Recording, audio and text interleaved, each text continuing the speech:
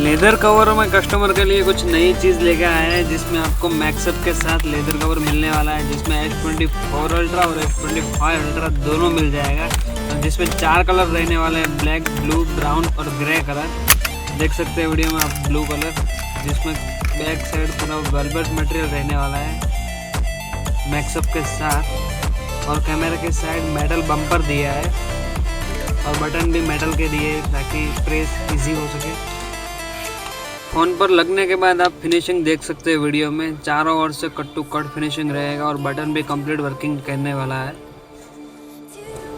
और इसमें आपको ड्रॉप प्रोटेक्शन तो मिलेगा ही मिलेगा, पर फ्रंट साइड से भी बॉर्डर एज ऊपर आएगी ताकि डिस्प्ले प्रोटेक्शन भी मिलेगा। देख सकते हैं वीडियो में आप। बहुत ही लिमिटेड स्टॉक है, जिसको चाहिए व्हाट्सएप पर DM।